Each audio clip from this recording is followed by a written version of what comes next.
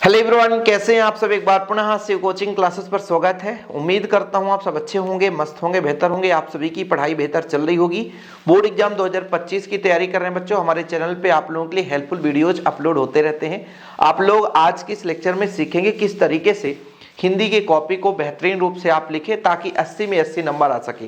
MP board का हिंदी का जो एग्जाम है 2025 में वो 25 फरवरी को है बच्चों। उसी के हिसाब से आप लोगों के लिए कंटेंट तैयार किया जा रहा है और यूट्यूब पे भी आपको फ्री ऑफ कॉस्ट दिया जा रहा है। यदि मान लीजिए कोई बच्चा चाहता है कि शिव कोचिंग क्लासेस का नोट्स चाहिए तो मैं बच्चों आपको अपना पर्सनल नंबर शेयर कर देता हूँ 96 85 29 91 49। जी हाँ बच्चों, ये मेरा पर्सनल नंबर है। इस नंबर पर आप व्हाट्सअप कर सकते हैं, जानकारी ले सकते हैं। ठीक है, 96 85 29 91 49। क्योंकि प्रॉपर तैयारी करना है ना, तो हम जो मटेरियल बना भी रहे हैं वो भी आपको दे देते हैं। अब बच्चों जैसे आप लोग खूब सारा पढ़ाई करते हैं, बेहतरीन आपसे सारा कुछ बन रहा है, लेकिन आप टाइम मैनेजमेंट नहीं सीखे हैं। हिंदी को आप लोग हल्के में लेकर के बस लिखने लग गए।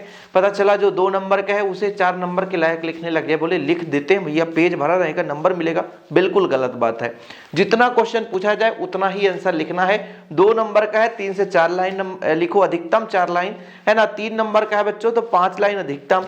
फिर 4 नंबर का यदि क्वेश्चन आंसर आया है तो उसको 5-6 लाइन लिखो, है ना। ज्यादा लिखने की जरूरत नहीं है, 7 लाइन लिख दो। बाकी जो आपका गद्यांश पद्यांश संदर्भ है उसमें थोड़ा सा लग जाता है 1 पेज, है ना। जैसे पत्र लेखन है उसमें लग जाता है 1 पेज। तो थोड़ा टाइम का मैनेजमेंट करना है। और ये टॉपर की कॉपी है। किस तरीके से आपको लिखना है कि आपको सबसे अलग बनना है भाई। टॉपर बनना है मतलब आपको भैया बेहतरीन रूप से एकदम एक एक क्वेश्चन को बढ़िया तरीके से लिखना पड़ेगा। किन किन बातों को ध्यान में रखना वो चीज हम चर्चा करेंगे, अंत तक जरूर देखिएगा।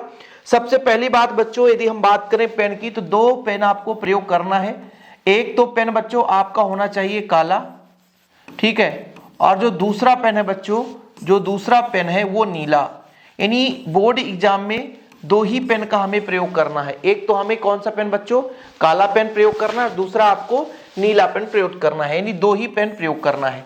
काले से जो है बच्चों मुख्य रूप से हमें हेडिंग, यानी जैसे आपका प्रश्न है, जितने भी प्रश्न क्रमांक आप डालोगे, प्रश्न क्रमांक, ठीक है, प्रश्न क्रमांक जैसे आप 3 लिख रहे हो तो प्रश्न क्रमांक 3, फिर इसके बाद यहाँ उत्तर भी लिख सकते हो और नहीं लिखना है तो भी चलेगा। इतना आपको काले से लगाना बच्चों, यानी काला जो पेन है काला पेन आपको लिखना है। इसके बाद जैसे आपने मान लीजिए संयोग रस है, संयोग रस की परिभाषा आप दे रहे हो या वियोग रस, तो इसको काले से ही लिखना है। इसके बाद बच्चों इसका पूरा आप हिंदी जो है इसका परिभाषा है वो नीला से लिखो। फिर जब उदाहरण का प्रयोग करते हैं बच्चों कि हम उदाहरण लिख रहे हैं, तो जब उदाहरण की बात आती है बच्चों तो उदाहरण भी हमको काला से लिखना है। मतलब प्रश्न उत्तर में जो हेडिंग है मुख्य रूप से वो काले से, बाकी पूरा का पूरा आंसर हमको नीले से लिखना है।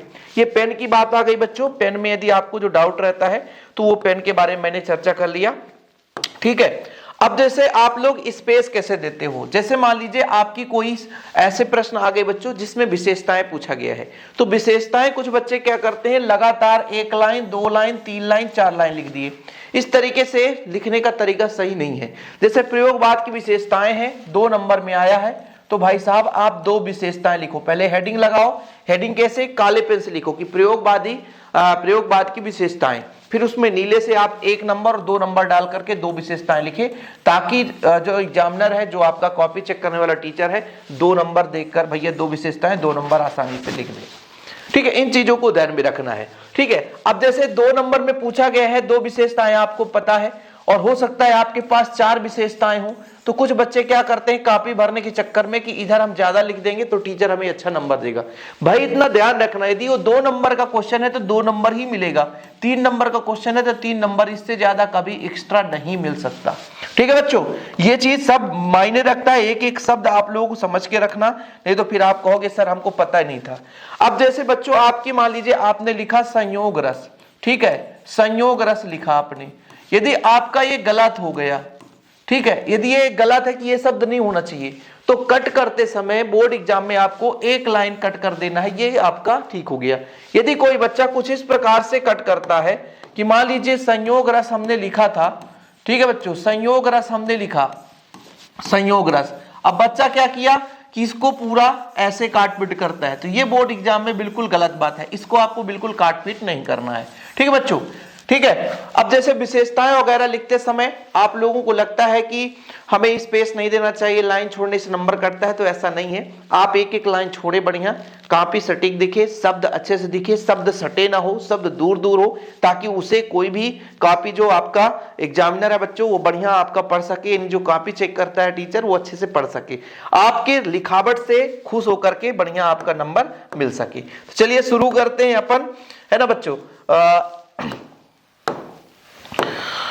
प्रश्न उत्तर से चलते हैं। सबसे पहले तो बहुविकल्पी आपका आता है प्रश्न क्रमांक, देखिए दूसरे पेज से ही स्टार्ट किया इस बच्चे ने। अभी हमने जब आपको बताया था बच्चों क्या फिजिक्स का, उसमें 3 पेज से, दूसरा पेज कुछ लोग छोड़ देते हैं, तो आपको छोड़ने की जरूरत नहीं है। अब देखिए जब भी आपको मैंने बताया है कि जो आप प्रश्न लिखे बच्चों, यहाँ पे ये काले पेन से होना चाहिए, काले पेन से होना चाहिए। कौन से पेन से बच्चों?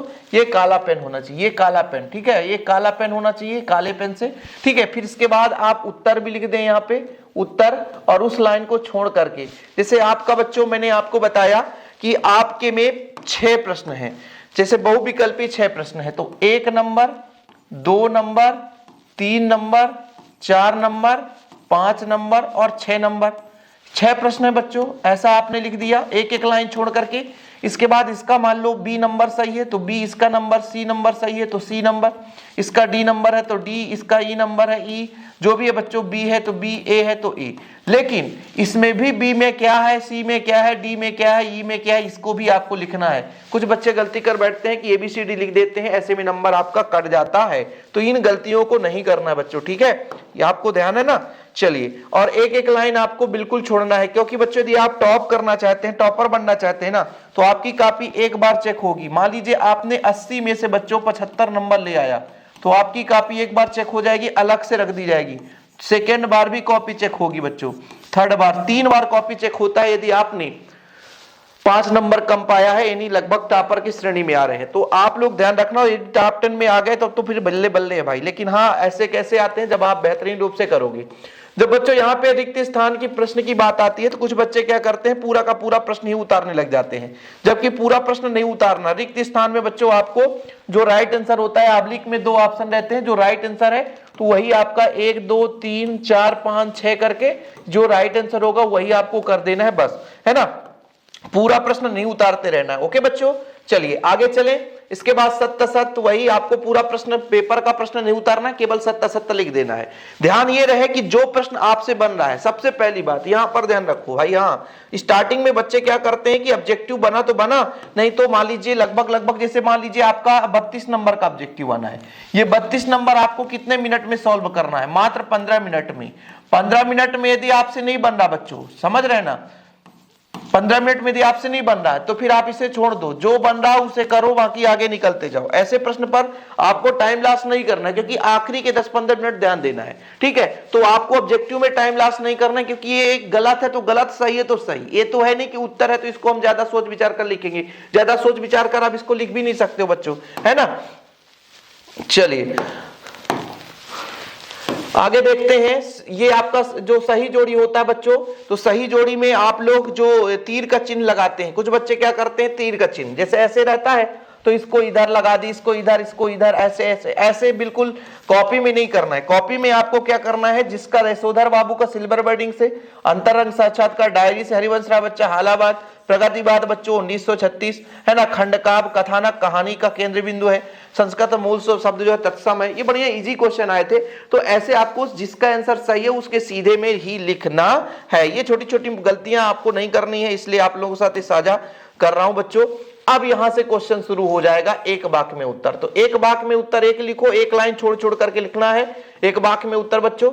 यहां से देखो प्रश्न क्रमांक 6, देखो बच्चे ने गलती कर बैठा, तो क्या किया, केवल एक लाइन खींच दिया, बस एक लाइन खींच दिया कि ये हमारा गलत है। पूरा आप काटा पीटा नहीं करोगे कि पूरा ऐसे ऐसे आप पूरा लाइन काटो बच्चों, ऐसे ऐसे ऐसे ऐसे पूरा लाइन नहीं। एक अच्छा स्टूडेंट होने का यही है कि आप केवल एक लाइन खींच दो, बस। ज्यादा आपको, है ना, लाइन नहीं खींचना है, एक लाइन में ही टीचर समझ जाता है कि इस बच्चे की गलती हुई है। जितना प्रश्न पूछा जाएगा उतना ही लिखना है। जैसे यहां पर देखिए क्वेश्चन था, मोहनजोदड़ो नगर की विशेषताएं लिखनी थी बच्चों। मोहनजोदड़ो नगर की क्या करनी थी, विशेषताएं लिखनी थी। तो यहां पर बच्चे ने 2 नंबर, 7वां प्रश्न 2 नंबर का ही होता है, तो बच्चे ने अधिकतम 3 विशेषताएं लिख दी, केवल 3 विशेषताएं, कि यहां जल निकासी की अच्छी व्यवस्था थी, यहां की सड़कें बहुत चौड़ी थी, है ना, कुएं, स्नानागार आदि बहुत अच्छी व्यवस्था थी। अब देखो ना, सब में बहुत अच्छी व्यवस्था थी, बहुत अच्छी थी, बहुत अच्छी थी, मतलब ये आप देख लेना, ना तो गाइड में मिलेगा इस तरह टू कॉपी, ना तो बुक में। आप लोग हिंदी जब पढ़ते हैं ना तो रट्टा नहीं मारना, उसमें पढ़ना है, फिर आप अपने तरीके से लिखो। हाँ, जो मेन चीज वहां की, वहां स्नानागार थे, कुएं थी, तो लिखा है ना, बहुत अच्छी व्यवस्था थी, उन्होंने लिखी, स्नानागार की बहुत अच्छी व्यवस्था थी, है ना, और उसको बहुत ज्यादा बढ़ा चढ़ाकर किताबी भाषा में नहीं लिखा, लेकिन फिर भी पूरे के पूरे नंबर मिले हैं। लेकिन जो वास्तविक रूप से स्नानागार की बात है, सड़कें चौड़ी थी, वो भी बात की गई है, जल निकास के लिए बात की गई है, लेकिन वो ऐसा नहीं है कि पूरा का पूरा अपने गांव और सड़क देहाती भाषा में लिख दो भाई, कुछ कुछ किताब का और कुछ अपने भाषा में, है ना। चलिए, इसके बाद अगला क्वेश्चन देख लीजिए, कौन सा क्वेश्चन था, समाचार लेखन की उल्टा पिरामिड शैली थी। देखो भाई, ये क्वेश्चन मैंने कराया था, सारा चीज मैं कराता हूं यार, इसीलिए तो कहता हूं कि सारा चीज मेरे नोट्स में भी अवेलेबल है। जिन बच्चों को नोट्स लेना है तो 96 85 29 91 49 बच्चों, मात्र शिव कोचिंग क्लासेस के माध्यम से 100 रुपए में नोट्स दिया जाता है। ये कह लिया जाता है सर फ्री में दे दो सब कुछ, फ्री में सब कुछ नहीं हो पाता, क्योंकि यदि हम ये पीछे काम करें, इसके पीछे भी टीम काम करती है थोड़ा बहुत, तो रुपए वो भी लेती है बच्चों, हम भी आप लोगों के लिए हेल्प कर सके, तो उसके लिए हम फ्री नहीं करते, है ना। मात्र नोट्स के लिए 100 रुपए लगता है। जो बच्चा लेना चाहता है तो कॉन्टेक्ट कर लेना, ठीक है। उल्टा पिरामिड शैली देख लो, समाचार लेखन सबसे लोकप्रिय शैली है, उल्टा पिरामिड शैली है। इसमें 3 भाग होते हैं, इंट्रो, बॉडी, समापन, है ना। इसमें क्लाइमेक्स सबसे ऊपर लिखा जाता है और कम महत्व की चीजें होती है, फिर कम महत्व की चीजें लिखी जाती है। अब फिर ये थोड़ा सा छोटा सा बना दिया, वो कुछ भी नहीं है। लेकिन आप सोचोगे कि हम लंबा चौड़ा कहानी लिखें, तो कुछ भी नहीं करना है। ये लिखने का तरीका आपको पता हो गया। अब बच्चों यहां पर एक चीज और ध्यान रखना है, जैसे कोई प्रश्न आप लिख रहे हो, ठीक है, कोई प्रश्न लिख रहे हो तो देखो हर शब्द में थोड़ा थोड़ा गैप देना है। जैसे आप चाहो तो ये जो 2 लाइन है उसे 1 लाइन में भी खत्म कर सकते हो, लेकिन ये थोड़ा सा, जैसे मान लीजिए आपको 4 नंबर का लिखना है और आपसे 4-5 लाइन बन रहा है, तो उसे आप 7 से 8 लाइन बना सकते हो। कैसे, ध्यान रखना, जैसे बच्चे और नीड, देखिए गैपिंग, देखिए हर एक शब्द के बीच गैपिंग, देखिए गैपिंग कितना लेके रखा है, यहां भी गैपिंग है, यहां भी गैपिंग है। गैपिंग, सभी जो आपके शब्द हैं उनके बीच में गैपिंग बराबर है बच्चों। गैपिंग करने से आपको थोड़ा 1-8 लाइन एक्स्ट्रा भी हो जाता है और दिखने भी अच्छा रहता है और पढ़ने में भी मजेदार रहता है। मतलब जितना शब्द, जैसे मान लीजिए बच्चे लिखा इन्होंने तो उतना छोड़ दिया, बच्चे के माता पिता, तो उन्होंने उतना छोड़ा भी, गैप में गैप छोड़ा वहां पे बच्चों, ठीक है। तो गैप छोड़ने से थोड़ा सा शब्द भी अच्छा दिखता है, कॉपी चेक करने वाला टीचर भी सोचता है कि भैया हम इसको पढ़ पा रहे हैं, हाँ शब्द पढ़ने में आ जाए, इसलिए गैपिंग का विशेष ध्यान रखना है, ठीक है। अब थोड़ा सा हम बात करते हैं, पूरा प्रश्न उत्तर किसी दिन हम बात कर लेंगे। आप लोग कहोगे सर इसका रिवीजन करा दीजिए, तो फिर रिवीजन कराएंगे, लेकिन मुख्य रूप से बच्चों यहाँ पर जो काम का चीज है, जहां जहां पे आपको लगता है कि, है ना, जैसे अंतर, बच्चों देखो अंतर 3 नंबर में क्वेश्चन पूछा जाता है तो 3 ही अंतर लिखना है, ज्यादा अंतर लिखने की जरूरत तो नहीं है, ओके। चलिए हम आगे चलते हैं बच्चों, थोड़ा सा जो काम का चीज है, काम का चीज जिस पर हम बात करेंगे आगे। चलो भैया, ये अंतर है, अंतर वगैरह आप सबको पता है। हाँ, काट पीट पर विशेष ध्यान देना भाई, काट पीट आपको नहीं करना है। देखो ये है रचनाएं, इसकी बात करने जा रहे थे हम। जो नोट्स प्रोवाइड कर रहे हैं उसमें रचनाएं, मतलब बहुत लंबा चौड़ा हमने नहीं लिखा है, ताकि आपको रटना भी ना पड़े, उतना याद भी कर ले। बच्चे ने कहा नंबर बराबर नहीं मिलता, मैं आपको दिखाता हूं। रचना में मैंने कहा दो रचना तैयार करो, बस आपका 1 नंबर यहां से क्लियर हो जाता है।